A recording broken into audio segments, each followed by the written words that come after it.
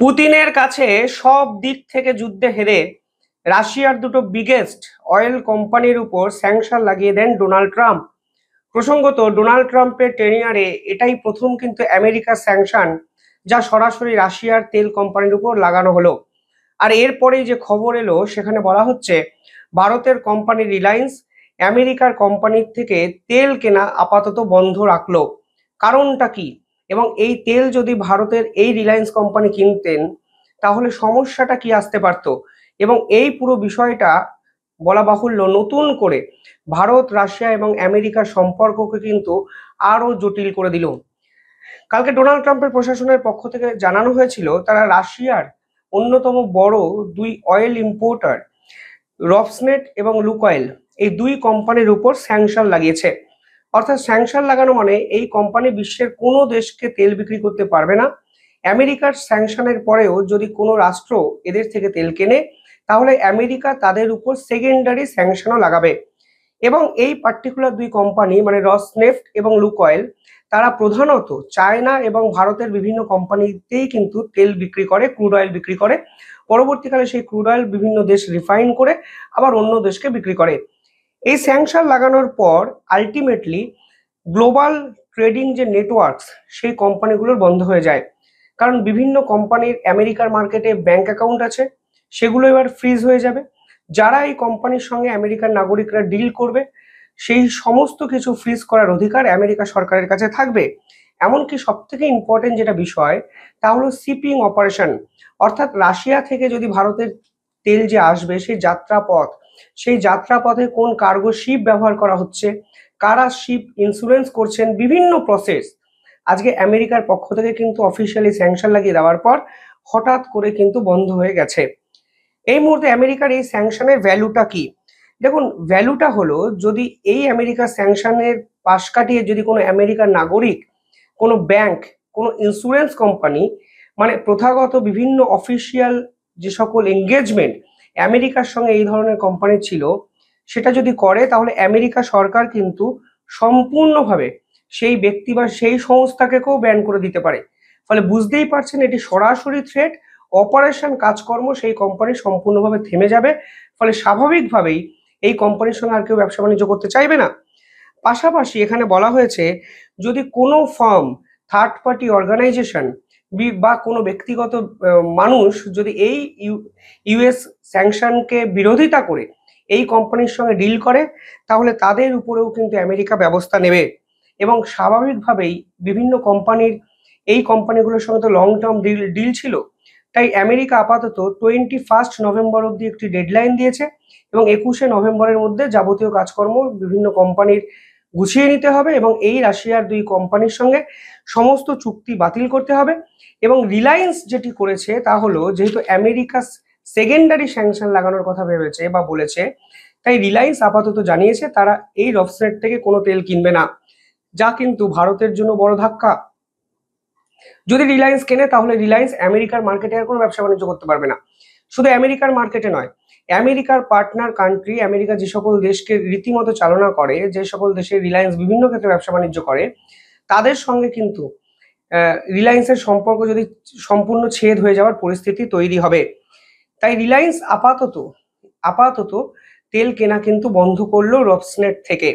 এই মুহূর্তে রিলায়েন্স কি করতো? রিলায়েন্স কিন্তু রাশিয়ার সব থেকে বেশি তেল ইম্পোর্টার, অর্থাৎ সব থেকে বেশি তেল কিন্তু রিলায়েন্সের কোম্পানি, যেখানে জামনগরের রিফাইনারি প্ল্যান্ট আছে সেখানে কিন্তু রাশিয়ার থেকে তারা আমদানি করত। ফলে আলটিমেটলি রিলায়েন্সও কিন্তু বড়সড় সমস্যার মুখে পড়লো এবং পরিস্থিতিটা এমন একটা জায়গায় চলে গেল যে গ্লোবাল অয়েল প্রাইস বাড়ারও কিন্তু সম্ভাবনা তৈরি হলো, কারণ এই অয়েল ইম্পোর্ট এবং এক্সপোর্টের স্টেবিলিটিটা সম্পূর্ণভাবে নষ্ট হয়ে গেল। কারণ দুই কোম্পানি যদি তেলই বিক্রি করতে না পারে, রাশিয়া যদি চীন এবং ভারতকে তেলই বিক্রি করতে না পারে, তাহলে তারা এত তেল বিক্রি করবেটা কোথায়? মানে তো তেল বিক্রি করার থেকে বড় কথা তাদের থেকে কিনবেটা কে? সবাই তো আমেরিকা স্যাংশনের ভয় পায়। যাই হোক, এই মুহূর্তে যদি ভারতের চিত্রটা দেখেন তাহলে দেখবেন ভারত রাশিয়ার থেকে 34 থেকে 36% তেল ইম্পোর্ট করে। প্রতিদিন 1.7 মিলিয়ন ব্যারেল পার ডে তেল কিন্তু ইম্পোর্ট করে। তাহলে ভারতকে এই তেলটা কোনো না কোনো রাষ্ট্রের থেকে কিনতে হবে। আমেরিকা চায় ভারত যেন শুধু আমেরিকার থেকেই তেল কেনে, কারণ তারা ইরানের থেকে তেল কিনতে দেবে না, তারা ভেনেজুয়েলার থেকে তেল কিনতে দেবে না। ইভেন রাশিয়ার থেকে তেল কেনার ফলে ভারতের কিন্তু প্রতি ব্যারেলে $8 থেকে $12 সাশ্রয় হচ্ছিল, ডিসকাউন্ট দিচ্ছিল রাশিয়া। ফলে ভারতের অর্থনীতিকেও অফিসিয়ালি শেষ করার প্রক্রিয়া যে আমেরিকা করলো, তা কিন্তু ট্যারিফের পর আমরা ফের আবার বুঝলাম।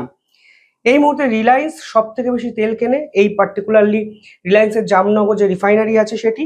এবং আপনারা শুনলে অবাক হবেন, রোসনেট থেকে প্রতিদিন 5 লক্ষ ব্যারেল পার ডে তেল কিন্তু রিলায়েন্স কিনতো, পরবর্তীকালে সেটা রিফাইন করে বিভিন্ন জায়গায় বিক্রি করতো। রিলায়েন্স ছাড়াও ভারতবর্ষের বাকি 2 কোম্পানি, ইন্ডিয়ান অয়েল কর্পোরেশন এবং ভারত পেট্রোলিয়াম কর্পোরেশন লিমিটেড, তারাও কিন্তু তাদের চুক্তিটি রিভিউ করছে। কারণ কোনো অবস্থাতেই এই তেল যদি তারা কেনে, তাহলে বিভিন্ন অর্গানাইজেশন প্রসেসে সম্পূর্ণভাবে স্যাংশন আমেরিকা লাগাবে। ফলে পুরো বিষয়টা কিন্তু ঘেটে ঘ হয়ে যেতে পারে এবং একটা ভয়াবহ পরিস্থিতি কিন্তু সৃষ্টি হয়ে গেল ডোনাল্ড ট্রাম্পের এই ট্যারিফের ফলে। এই ট্যারিফ লাগানোর পর কি কি জায়গায় বিপদে পড়তে পারে কোম্পানিগুলো? প্রথমত ব্যাংকিং রেস্ট্রিকশন। এই কোম্পানিগুলোর আমেরিকায় যত ব্যাংকে অ্যাকাউন্ট আছে, বিভিন্ন ডকুমেন্টাল প্রসেস আছে, সবকিছুর উপর রেস্ট্রিকশন আমেরিকা ফেলে দেবে। পাশাপাশি ইন্স্যুরেন্স ছাড়া তেল আপনি আনতে পারবেন না। সমস্ত ইন্স্যুরেন্সই কিন্তু প্রায় আমেরিকার কোম্পানি দ্বারা নিয়ন্ত্রিত। এবং শিপিং, কার্গো শিপিং বিভিন্ন ক্ষেত্রে, পাশাপাশি ডকুমেন্টাল যে প্রসেস, সেগুলো আমেরিকা নাকি ভেরিফাই করবে। তার মধ্যে অরিজিন সার্টিফিকেট, কোথা থেকে তেল আসছে, বিল অফ ল্যান্ডিং, এক্স্যাক্টলি যেখান থেকে তেল আসার কথা সেখান থেকে আসছে তো, নাকি ঘুরপথে অন্য কোনো থার্ড পার্টি বা অন্য কোনো রাষ্ট্র সাহায্য করছে, রাশিয়ার জাহাজ আসছে নাকি অন্য জাহাজ সেই তেলটাকে নিয়ে আসছে। ফলে অনেক রকম ইন্সপেকশন কিন্তু এবার রাশিয়ার মানে আমেরিকার পক্ষ থেকে রাশিয়া সংক্রান্ত তেল রিলেটেড করা হবে, তো অফিসিয়ালি জানানো হয়েছে।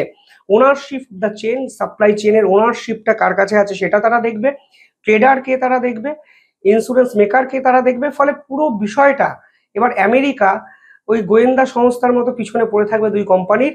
ব্যাংক অ্যাকাউন্ট থেকে শুরু করে পুরো প্রসেসটা যতক্ষণ না শেষ হচ্ছে আমেরিকার নজরদারিতে হবে। একটা অদ্ভুত জিনিস, যেন গোটা পৃথিবীর মালিক আমেরিকা। মাঝে মাঝে শুনলে হতাশাও লাগে যে কোনো দেশ আজ অব্দি আমেরিকার এই মনোপলিটা ভাঙার চেষ্টাই করলো না। তাই 2025-এ এসেও অন্য একটি রাষ্ট্র ঠিক করে দিচ্ছে আমরা কার থেকে তেল কিনবো, আমি কাকে টাকা দেব, আমি কার থেকে টাকা নেব। এটা সত্যি হতাশাগ্রস্ত একটা চিত্র। যাই হোক, শুধু ভারত নয়, চীনও কিন্তু বিপদে পড়বে। কারণ চীনও কিন্তু রসনেট এবং লুকঅয়েল থেকে সব থেকে বেশি তেল কেনে, প্রায় 2 লক্ষ ব্যারেল পার ডে।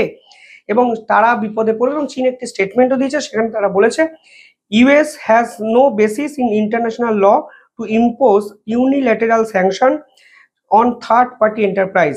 বলছে যদি স্যাংশন লাগানোর হয় তাহলে ইউনাইটেড নেশন লাগাবে, রাষ্ট্রসংঘে লাগাবে, একমাত্র রাষ্ট্রসংঘের হাতেই সেই পাওয়ার আছে, আমরা সেটা দিয়েছি। আমেরিকার কিভাবে ক্ষমতা হলো যে কোন আইনের বেসিসে তারা দুটো রাষ্ট্র একে অপরের সঙ্গে ব্যবসা বাণিজ্য করবে কিনা, সেই থার্ড পার্টি একটা রাষ্ট্র হয়ে তার উপর স্যাংশন লাগিয়ে দিল। চায়না বলেছে তারা এই স্যাংশন মানবে না। ভারতের পক্ষ থেকে অফিসিয়াল কোনো বিবৃতি আসেনি, বাট ধরেই নেওয়া যায় ভারতও পাল্টা কোনো জবাব দেবে। কিন্তু আপাতত রিলায়েন্স তেল কেনা স্থগিত রাখলো রাশিয়ার কোম্পানি থেকে। নিঃসন্দেহে বড় খবর এই জন্যই কারণ এই সিদ্ধান্তের উপর ভারত, রাশিয়া এবং আমেরিকার ভবিষ্যতের সম্পর্কের সমীকরণটা কিন্তু ডিসাইড হতে চলেছে। এক কথায় পরিষ্কার। যাই হোক, আপনারা কমেন্টে জানাবেন আপনারা কিভাবে দেখছেন পুরো বিষয়টি। দেখতে থাকুন দ্য ইন্ডিপেন্ডেন্ট নেটওয়ার্ক। ধন্যবাদ।